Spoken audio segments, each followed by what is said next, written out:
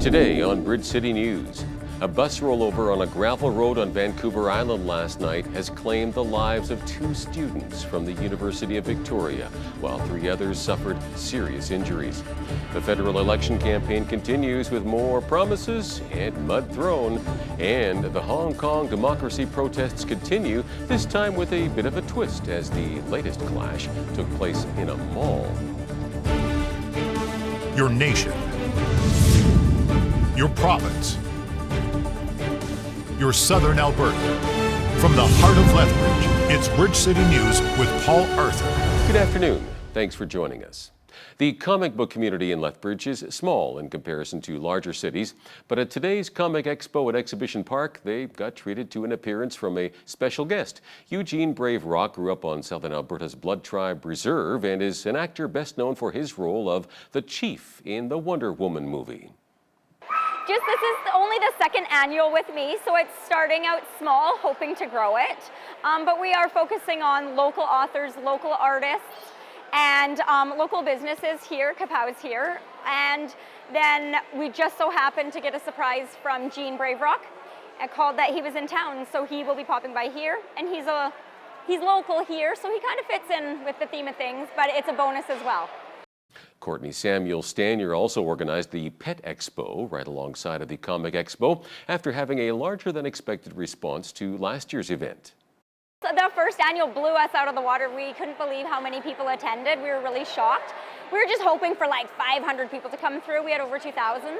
So our first annual, so we were really excited. It's the largest adoption event as well for the pet side in Southern Alberta. A portion of the admission fees will go toward local pet rescue organizations. It wasn't that long ago that tattoos were more common with sailors and soldiers, but times have changed. Lethbridge hosted the 12th annual Windy City Tattoo Weekend today. Event organizer Ash Woods tells us more. I started very young, which I don't recommend to people, but it did get me in the industry very early, so I've kind of grown with it and watched it change, which is amazing because it has changed a lot. I see people between the ages of 18 and say 65 coming in to get tattoos. It has definitely changed. Before you'd see a lot of middle-aged to teenagers, and now there is no age limit anymore. I have artists from all over Florida, Italy, all over Canada. I try to bring as many diverse styles of art to the city as I can so people can collect something different and just kind of give them an idea of what's out there, because you kind of forget that it's a big world and there is a lot of different styles of art. As summer comes to a close, we'll be seeing less of those awesome classic cars, but it was a feast for the eyes today at the 13th annual Rob Dixon Memorial Classic Car Show hosted by Logic Lumber at the UFA parking lot. Proceeds from the show and shine will be donated to the Lethbridge Interfaith Food Bank. The Lethbridge E-Cycle Drive is taking place over the weekend. Every year, some 50,000 pounds of electronic devices are kept out of landfills and are refurbished and put back to use. Used electronic devices such as computers, cell phones, and televisions can be dropped off at 4 locations, both Save On Food stores, PV Mart, and also on 3rd Avenue South next to the Mint Car Wash from 8 a.m. to 8:30 p.m. today through Monday. The 39th annual Lethbridge Terry Fox Run is set to go tomorrow. Over 3,000 communities across Canada are participating with community runs in the fight to cure cancer. If you want to jump in last minute, registration takes place at 11 a.m. tomorrow at the Civic Center track with the race beginning at noon. This year's race will also be open to bicycles, wheelchairs, rollerblades, and even dogs. Since the run's inception, the Terry Fox Run has raised more than $750 million. Premier Jason Kenney says an international consortium is eyeing the Edmonton region for a major investment in a new petrochemical facility. Kenney was to sit down with the proponents yesterday in Calgary. The Premier didn't name who was involved in the pitch or what type of facility is being proposed.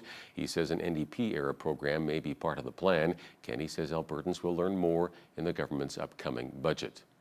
The New Democrats, meanwhile, are criticizing a decision to eliminate separate offices for Alberta's climate change policy and environmental monitoring. Environment and Parks Deputy Minister Bev Yi announced in an email earlier this week that those operations are to be integrated in a new structure. New Democrat Shannon Phillips, the former Environment Minister, says hiding the offices inside another bureaucracy will make it easier to cut staff. She argues the move will also damage Alberta's ability to make science-based decisions and damage its international reputation. A bus rollover on a gravel road on Vancouver Island last night has claimed the lives of 2 students from the University of Victoria. 3 others suffered serious injuries and were airlifted to a Victoria hospital. The bus was on the way to the Bamfield Marine Science Centre with 40 students and staff on board when it rolled around 10 p.m. on a gravel road. The names of the deceased have not been released, and RCMP are now investigating the cause of the crash. A recall has been issued for a brand of baby formula that has been sold throughout most of the country. The Canadian Food Inspection Agency says there have been reports of illnesses associated with Calculo XD powder from Abbott Laboratories, although the number of cases has not been released. The agency says the recall is due to the product being off-color and rancid. It was distributed in Alberta, British Columbia, Manitoba, Newfoundland and Labrador, Nova Scotia, Ontario, Quebec and Saskatchewan. The campaign trail continues for federal party leaders. Yesterday, Conservative leader Andrew Scheer announced plans to resurrect an old Conservative tax credit for transit users, but was asked to address controversial comments of a former candidate. So the candidate you mentioned in Winnipeg North has been removed. He clearly kept hidden from the party certain messages that he had posted that were offensive, and the 2 local candidates that you mentioned here have apologized for their messages, and I accept their apology. I'm glad that they have done that.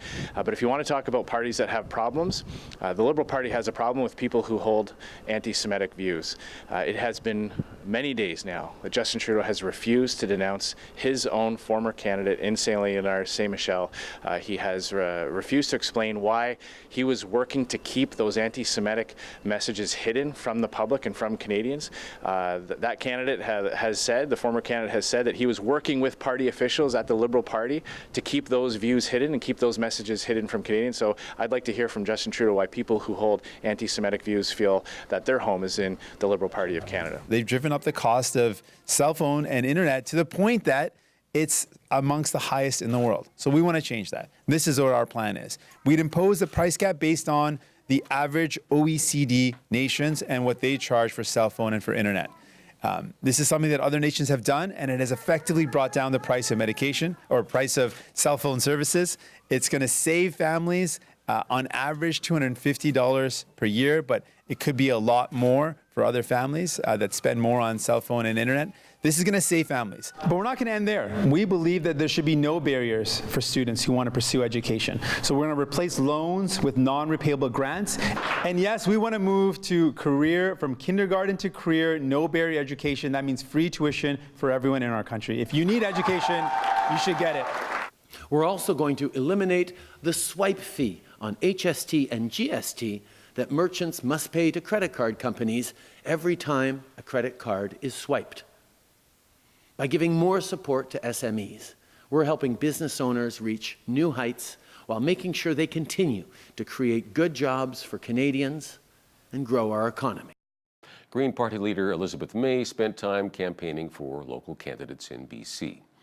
The Crown says it will argue at an upcoming bail proceeding that a senior RCMP intelligence official charged with breaching Canada's secrets law should remain in custody while his case is before the courts. Cameron Ortis made a brief court appearance in Ottawa via video link yesterday. The 47-year-old is charged under 3 sections of the Security of Information Act, as well as 2 criminal code provisions. The White House says Hasma bin Laden, the son of the late al-Qaeda leader, has been killed in a U.S. counterterrorism operation in the Afghanistan-Pakistan region. A statement from the White House gives no further details, such as when Hasma bin Laden was killed or how the U.S. confirmed his death. Hasma bin Laden had become an increasingly prominent figure in the al-Qaeda terrorist organization. Several people have been detained after pro-democracy demonstrators clashed with supporters of the central government at a shopping mall in Hong Kong. Hundreds of pro-Beijing demonstrators sang the Chinese national anthem, waved red flags, and chanted slogans as they were heckled by the opposing protesters before the groups began attacking each other. More than 1,300 people have been arrested since the protests began in early June. Recapping one of our top stories this hour, a bus rollover on a gravel road on Vancouver Island last night has claimed the lives of 2 students from the University of Victoria, while 3 others suffered serious injuries. And a look at weekend weather. Mainly cloudy skies overnight with a low near 10. Summer-like conditions tomorrow, mainly sunny with a high of 26 degrees, along with a west wind gusting from 20 to 40. Deborah Gray was the first ever Reform Party Member of Parliament, a fiery, outspoken MP. She has now been out of politics for 15 years, but she still has strong opinions on the current federal election. That interview is straight ahead. But first, here's a look at what's happening in and around your community. Here's your Bridge City News Community Calendar. The 30th Annual Giant Pumpkin Festival and Auction in support of the Children's Wish Foundation is taking place Saturday, September 28th from 10 a.m. to 3 p.m. at Greenhaven Garden Center. Come out and enjoy face painting, wagon rides, a petting zoo, plus a live and silent auction, and much more. All proceeds benefit the Children's Wish Foundation in Southern Alberta. Big Brothers Big Sisters in Lethbridge is searching for volunteers to mentor children and youth in their various programs. Volunteers commit anywhere from 1 hour a week to 1 full year. They have many kids on their wait list that are looking for a big brother or sister. Make a difference in a child's life and start something big. For more information, call 403-328-9355 or email info.leth@bigbrothersbigsisters.ca. And that's your Bridge City News Community Calendar.